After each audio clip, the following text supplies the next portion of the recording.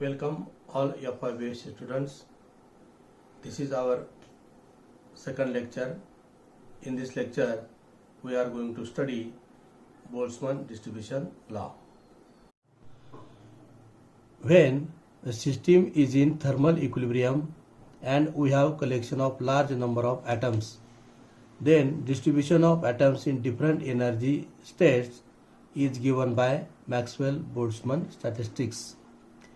In this distribution, certain number of atoms occupy certain energy levels. The number of atoms per unit volume present in certain energy level is called population of that energy level. If T is the temperature and N1 be the number of atoms in the energy state E1 and N2 be the number of atoms in the energy state E2, then according to distribution law, N1 equal to e raised to minus E1 upon kT, equation number 1. N2 equal to e raised to minus E2 upon kT, equation number 2, where K is Boltzmann constant. Now dividing equation second by equation first, we get N2 upon N1 equal to e raised to minus in bracket E2 minus E1 upon kT. This is equation third. This is relative population depend upon temperature T and energy difference E2 minus E1. So let E2 minus E1 equal to delta E. Then equation third becomes N2 equal to N1 e raised to minus delta E upon kT. Here this exponential E is missed.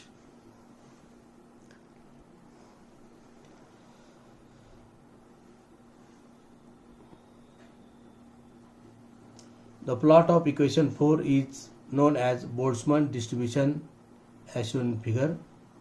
So along x-axis there is a population and along y-axis there is a energy. So in ground state the population is more, and as we move toward the higher energy state then population decreases. Consider an example of hydrogen atom for which ground state energy E1 equal to minus 13.6 electron volt and the energy of first excited state. So that can be calculated by taking, that is n equal to 2. Therefore E2 equal to E1 upon n square. So we get minus 13.6 divided by 4. That means we put n equal to 2. Then we have to write minus 13.6 divided by 4 equal to minus 3.39 electron volt. Then we calculate the difference.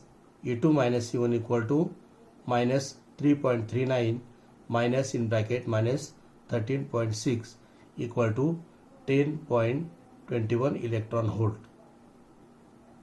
At room temperature in Kelvin, T equal to 300 K, we calculate KT. KT equal to 8.61 into 10 raised to minus 5. It is the value of Boltzmann constant into 300 equal to 0.025 electron volt.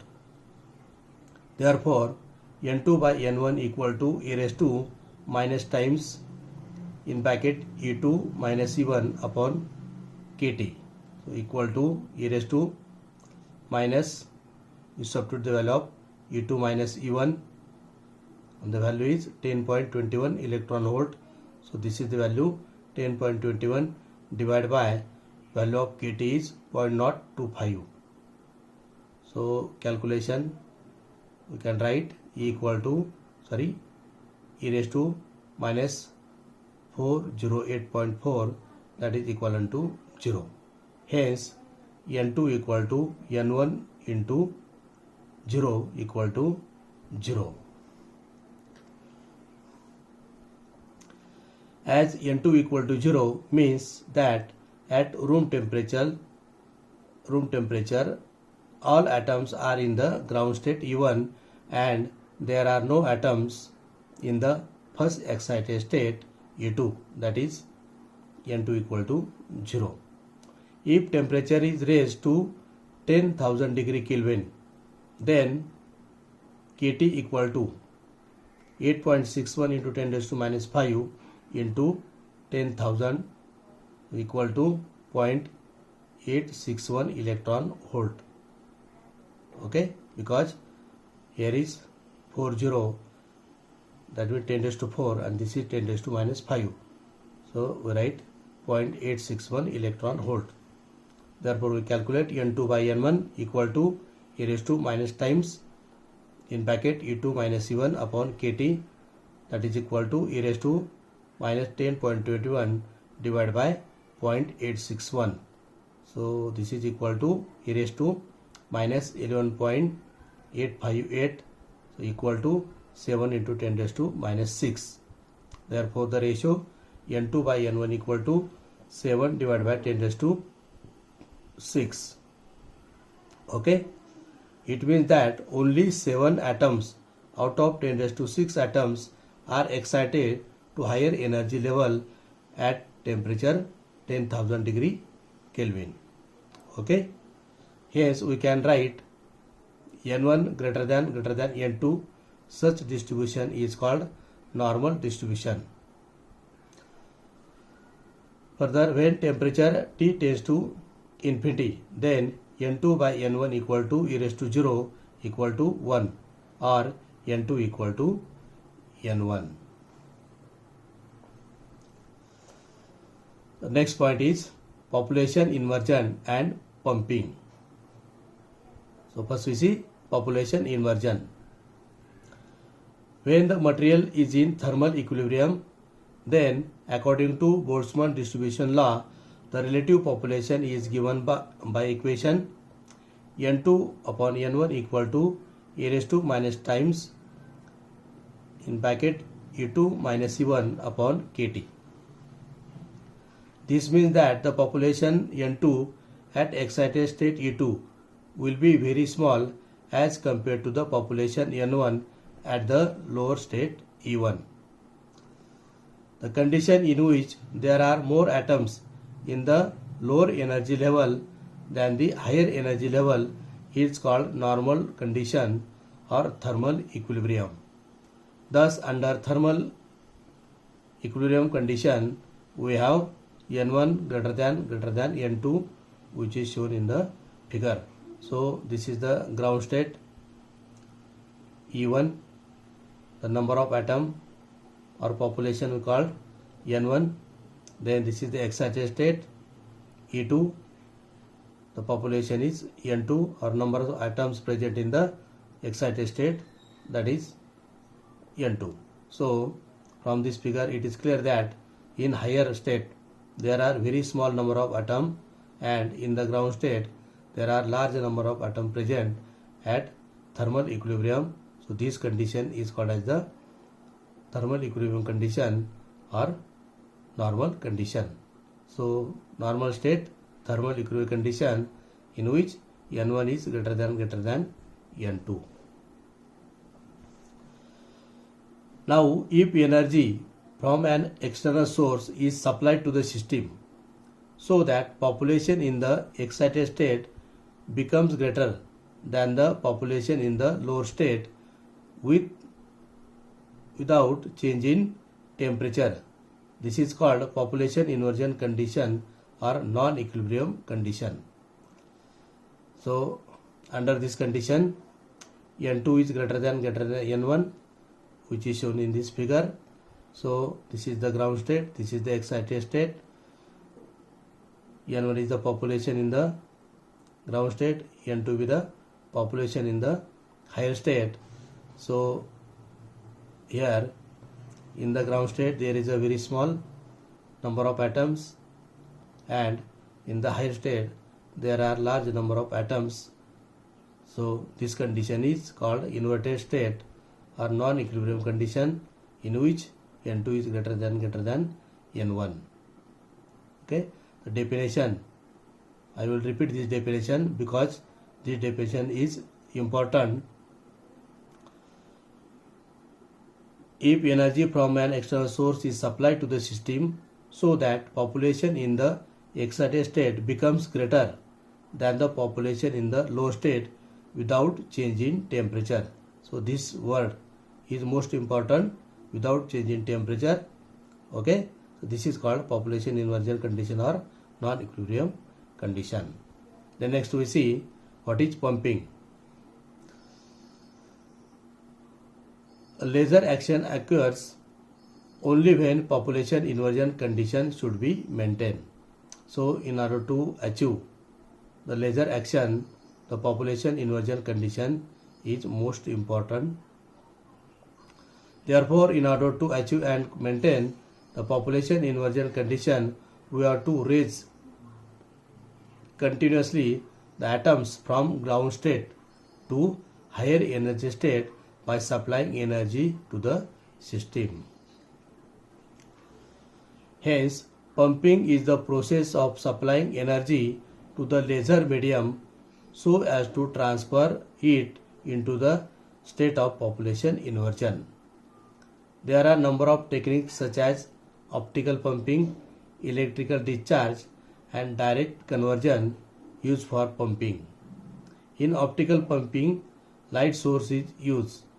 In electrical discharge, electric field causes ionization of the medium and raises it to excited state. In case of semiconductor diode laser, a direct conversion of electrical energy into light energy takes place. Then we consider most important, that is metastable states. As we know that atoms cannot stay long enough time at excited state because average lifetime of atom is the order of 10⁻⁸ seconds. After this time interval, atoms undergoes spontaneous transition from higher state to the low state, releasing their energy in the form of photon.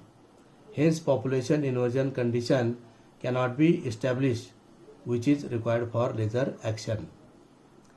In order to establish population inversion, the excited atoms are required to wait at the higher energy level till the large number of atoms accumulate at that level.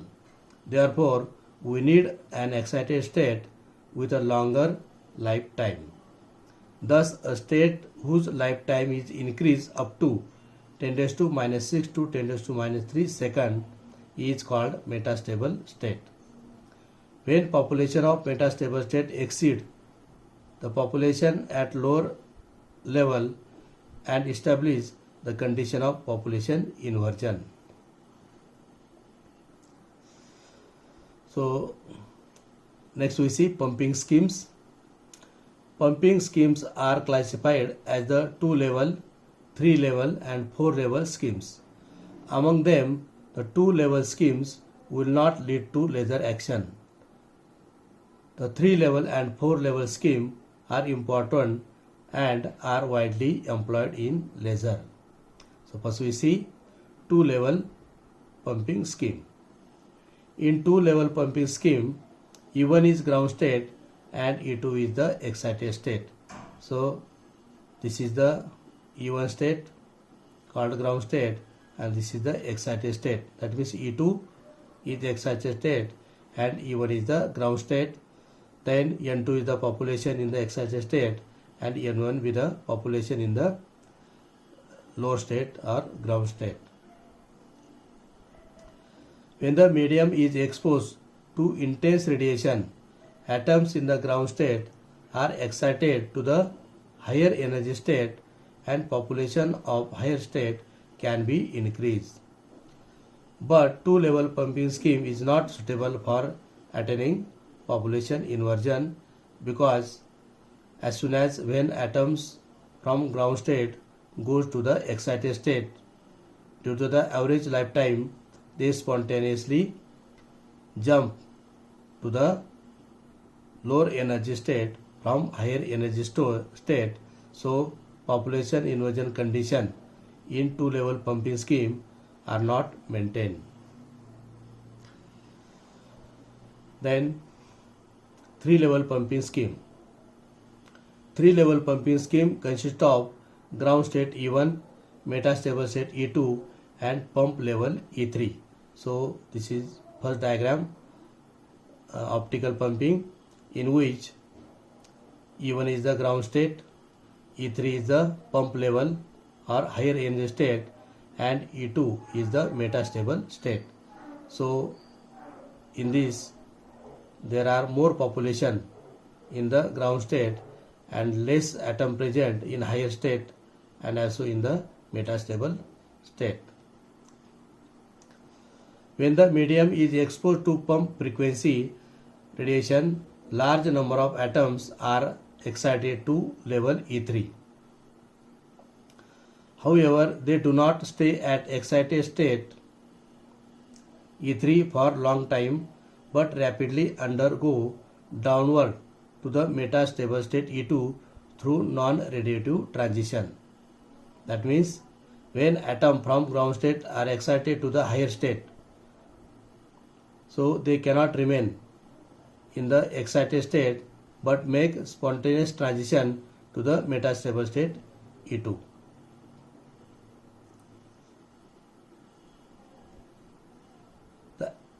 When this atom comes from E3 to E2, then they does not radiate energy, so called as the non-radiative transitions.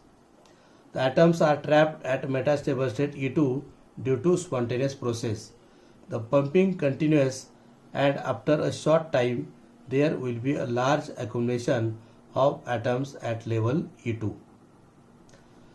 When more than half of the ground level atoms accumulate at E2, the population inversion condition is achieved between level E1 and E2. So here is population inversion condition in second diagram, which is lasing action, and all atoms are gathered at metastable state E2. So population inversion condition is maintained between energy level E1 and E2. Now a chance of photon of energy h nu emitted spontaneously can start a chain of stimulated emission. Okay, so this is the three-level pumping scheme. Then we take four-level pumping scheme. Four-level pumping scheme consists of ground level E1, this is the E1, pumping level E4, so this is E4 level, metastable state E3 has upper lasing level and lower lasing level E2. So E3 and E2 are the upper and lower lasing levels or metastable state. Here E2, E3 and E4 are the excited states. So this is shown in diagram A, that is pumping, and second diagram is lasing action, in which we show here that is upper lasing level E3 and lower lasing level E2. When the medium is exposed to pump frequency radiation, a large number of atoms are excited to energy level E4. So this is the first diagram. We show there is a raising of atoms from ground state to the higher energy state E4. The excited atoms stay at energy level E4 for very short time and then rapidly undergo downward transition to the metastable state E3 through non-radiative transition. So again, when atoms comes from E4 level to E3 level, so there is no radiation emitted in this process. So the process is spontaneous emission, and in this there is no emission of the radiation.